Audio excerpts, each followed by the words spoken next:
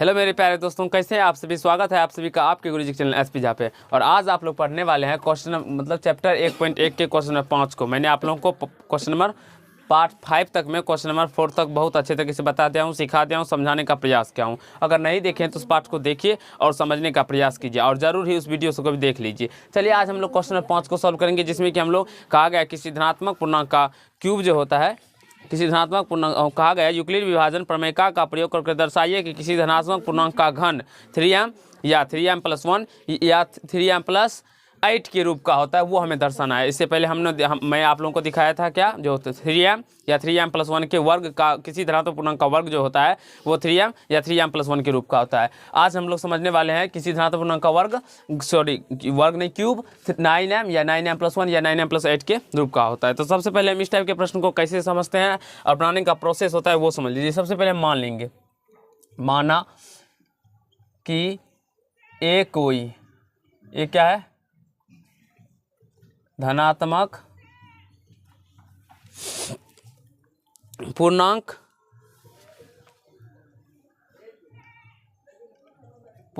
संख्या है। माना कि ये कोई धनात्मक पूर्णांक संख्या है तथा b बराबर 3 है। आप 9 भी मान के कर सकते हैं। देखिए आप बोलेंगे सर आपने बताया था जो 9 दिखे तो 9 मान लेना चाहिए और 6 दिखे तो 6 मान लेना चाहिए। आप यहाँ पे 9 दिखे तो 9 भी मान के कर सकते हैं, लेकिन 9 मान के करने पे इसका प्रोसेस बहुत लंबा हो जाता है। इसलिए जब 3 मान के कीजिएगा तो ये आसानी से छोटा से ही बन जाएगा, इसलिए हम लोग 3 मानेंगे। ठीक है, तो माना कि ये कोई धनात्मक पूर्णांक संख्या है तथा b बराबर क्या है, 3 है। अब देखिए यूक्लिड विभाजन प्रमेय से, यूक्लिड विभाजन प्रमेयिका से क्या होता है, a बराबर में bq प्लस r होता है। a बराबर क्या हो जाएगा तो 3q प्लस r हो जाएगा। ठीक है, जहां q कोई क्या है, धनात्मक पूर्णांक संख्या, q कोई धनात्मक पूर्णांक संख्या है तथा इस क्यू आर का जो मान होता है वो 0 से बड़ा होता है या बराबर होता है तथा b से क्या होता है, छोटा होता है।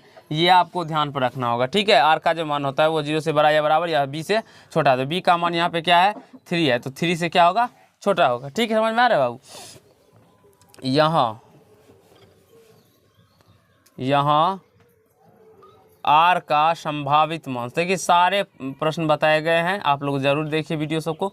आर का संभावित मान क्या हो जाएगा तो 0 3 से छोटा होगा, तो छोटा होगा तो यानी कि 0 होगा, 1 होगा एवं 2 है। शेष भाजक से कभी भी बड़ा शेष नहीं हो सकता है, कभी भी भाजक से छोटा ही होता है। तो 0 1 2 ही हो सकता है, यही पॉसिबिलिटी है। तो केस फर्स्ट में देखिए, केस फर्स्ट जब r बराबर 0 हो तब a बराबर क्या हो जाएगा, 3q।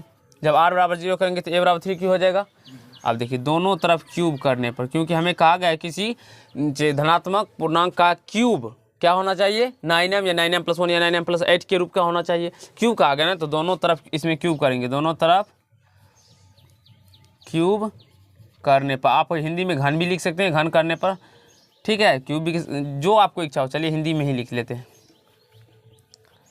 घन करने पर। तो ये AQ हो जाएगा बाबू, और यहाँ से ये 3Q का होल क्यू हो जाएगा। अब यहाँ से AQ बराबर क्या हो जाएगा, 3 3 9 मतलब 27 यानी कि 9 या 27 क्यूब हो जाएगा। और यहाँ से AQ बराबर क्या हो जाएगा तो 3 इंटू, यहाँ से देखिए इसको हम ऐसे भी लिख सकते हैं, 9 गुना 3Q का क्यूब लिख सकते हैं ना। और यह 3m के रूप का है। इसको हम अगर m मान ले तो ये 9m के रूप का हो जाएगा, 9m का रूप का हो जाएगा कि नहीं हो जाएगा, दिखाई पड़ रहा है, देखिए बाबू। ठीक है, चलिए अब यहाँ से देखते हैं केस सेकंड। चलिए पेन कहाँ गया बाबू, केस सेकंड जब, अब देखिए जब r बराबर 1 हो, तब ए बराबर क्या हो जाएगा 3q प्लस 1, यहाँ से देखेंगे कहाँ है 3q प्लस r बराबर 1 रखने पर 3q प्लस 1 हो जाएगा। अब देखिए दोनों तरफ क्यूब कर देते हैं, दोनों तरफ घन करने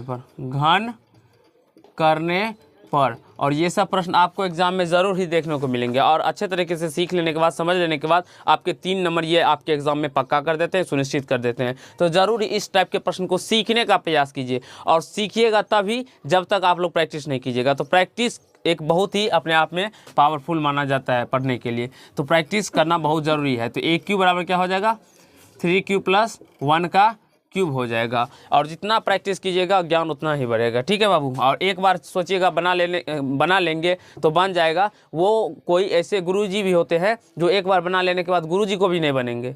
ठीक है, तो आप लोग इसको बार बार प्रैक्टिस कीजिए तभी बनते हैं, क्योंकि गुरुजी का ही बात करें, अगर मैं अपना ही बात करूं तो मैं जितना बैच पढ़ाया हूं क्लास 10th का उस सारे के बैच में ये बताया हूं। कम से कम 15 बार 20 बार उन लोगों से बनवाता हूं और खुद बताता भी हूं 15-20 बार, तो मेरा भी खुद इतना प्रैक्टिस हो जाता है। तो आप लोग को तो कितना प्रैक्टिस करना है वो आप लोग जान ही सकते हैं। तो ए क्यू बराबर 3q प्लस 1 का क्यूब हो जाएगा। तो यहाँ से ए क्यू इक्वल टू क्या हो जाएगा a प्लस बी का होल क्यूब क्या होता है आप सभी को पता होगा।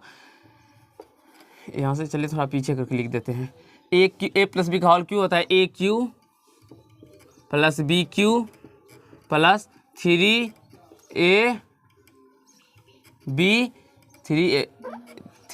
Into A plus B 3q plus 1।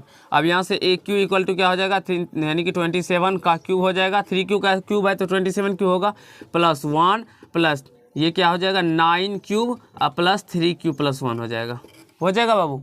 ठीक, अब यहाँ से ए क्यू इक्वल टू क्या हो जाएगा 27 क्यू का क्यूब प्लस 1 प्लस इसको गुना करेंगे तो ये 9 को 3 से गुना करेंगे तो कितना 27 क्यू को क्यू से गुना करेंगे तो क्यू स्क्वायर प्लस 9q हो जाएगा। आ जाएगा बाबू। ठीक, अब यहाँ से ए क्यू इक्वल टू क्या हो जाएगा 27 का क्यूब प्लस 27 क्यू का स्क्वायर प्लस 9q प्लस 1 आ जाएगा। अब यहाँ से ए क्यू इक्वल टू क्या हो जाएगा हम लोग 9 कॉमन ले लेंगे। 9 कॉमन लेने पे क्या हो जाएगा 3q का cube plus 3q square plus cube बच जाएगा, यहाँ से प्लस 1 आ जाएगा। अब देखते हैं तो ये क्या है, यह 9m प्लस 1 के रूप का है। आई होप आप सभी को समझ में आ रहा होगा बाबू, कहीं से कोई दिक्कत या समस्या नहीं होता होगा। ये अगर इसको हम सारे को m मान लेते ये 9m प्लस 1 का रूप हो जाएगा। अब देखिए केस थर्ड जब r बराबर 2 हो तब, जब r बराबर 2 होगा तो a बराबर क्या हो जाएगा बाबू 3q प्लस 2 है। अब हम यहाँ पे लिख देते हैं दोनों तरफ घन करने पर यानी ए क्यू बराबर 3q प्लस 2 का क्यू हो जाएगा। अब यहाँ से ए क्यू इक्वल टू क्या हो जाएगा ए प्लस बी का होल क्यू यानी 9 ये क्या हो जाएगा 27 का क्यू हो जाएगा।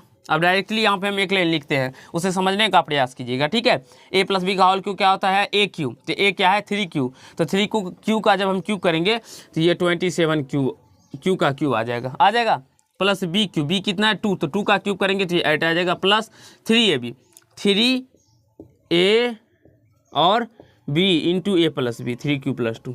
आई होप आप सभी को समझ में आता होगा, कहीं से कोई दिक्कत समस्या या कोई कठिनाई का सामना नहीं करना होगा। समझ में आ रहा है बाबू। ठीक है, अब यहाँ से ए क्यू बराबर क्या हो जाएगा 27 क्यू का क्यूब प्लस 8 प्लस क्या कर देंगे इसको हम तो गुना कर दीजिए, तो 3 तिया 9 अदुना 18। अब 18 से इसको भी गुना करना पड़ेगा ना, 18 तिया 54 क्यू को क्यू से गुना करेंगे तो क्यू स्क्वायर अब प्लस इसको देखिए 3 तिया 9 दुना 18 18 दुना 36 क्यू। समझ में आ रहा है इसको, क्योंकि इसमें गुना किए थे ना तो हम इसमें डायरेक्टली यहाँ पे इसको डायरेक्टली गुना कर दिया है, उसके बाद डायरेक्टली कर दिए, तो ये आप लोग को समझना होगा।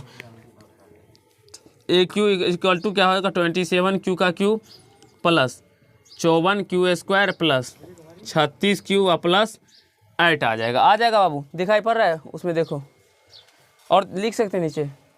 ठीक है, अब इतना लिख लेने के बाद आप लोग इतना लिखिए, फिर हम यहाँ पे आप लोगों को बताते हैं। चलिए ये तो लिख ही लिए होंगे, नहीं लिखे हैं तो जल्दी से नोट करने का प्रयास कीजिए, आप लोग भी स्क्रीनशॉट ले लीजिए, मैं अभी आप लोग को आगे बताता हूँ। चलिए फ्रेंड, हम लोग आगे समझने का प्रयास करते हैं। तो यहाँ तक हम लोग समझ लिए थे ए क्यू बराबर 27 क्यू का Q plus 54 Q square plus 36 Q plus 8। अब इसके बाद हम क्या करेंगे तो कॉमन कर लेते हैं। तो ए क्यू बराबर अगर हम 9 को कॉमन कर लेंगे तो 9 कॉमन करने के बाद ये क्या हो जाएगा 3 क्यू का क्यूब और plus 6 Q square plus 4 Q और प्लस 8। तो हम देखते हैं इसको m मान ले तो यह क्या हो जाएगा, यह 9m प्लस 8 के रूप का है। ठीक है, स्पष्टता केस फर्स्ट से क्या होता है जो ए क्यू इक्वल टू क्या हो जा रहा है, ए क्यू बराबर क्या हो जाएगा, ये देखिए केस फर्स्ट में ए क्यू बराबर क्या हुआ था, ये 9m का रूप होता है, 9m हो गया था जहाँ m बराबर 3q का क्यू था। केस सेकेंड क्या हो गया था, ए क्यू बराबर क्या हो गया था, ये 9m प्लस 1 जहाँ m क्या हो गया था, यहाँ से देखिएगा 3q का Q plus 3q square plus q हो गया था। ठीक है, अब केस थर्ड में देखेंगे तो ए क्यू बराबर क्या हो गया था, ये 9m प्लस 8 हो गया था जहाँ m बराबर क्या हो जाएगा 3q का q plus 6q square plus 4q हो जाएगा। अब देखिए आप सभी को समझ में आ गया होगा कि किसी भी धनात्मक पूर्णांक का वो क्यूब होता है ए क्यू 9m या 9m प्लस 1 तथा 9m प्लस 8 क्यूब का था। अतः किसी धनात्मक पूर्णांक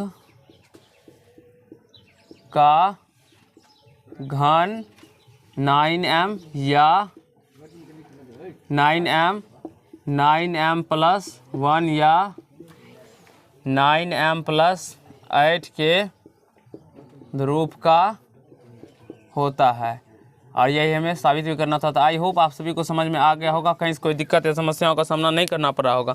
अगर आप लोग को ये पाठ अच्छा लगा तो वीडियो को लाइक कीजिएगा, कमेंट कीजिएगा, शेयर कीजिएगा, और चैनल अपने नए होंगे तो चैनल को सब्सक्राइब कर लीजिएगा, बेल आइकन को प्रेस कर लीजिएगा, जिससे मेरे हर एक वीडियो का नोटिफिकेशन आप तक पहुँचता रहे। और इसी तरह के लिए मैं आप लोगों के लिए हेल्पफुल कंटेंट बनाता रहता हूँ और आप लोगों को समझाने का प्रयास करता हूँ। तो धन्यवाद दोस्त, आज के पाठ में इतना ही।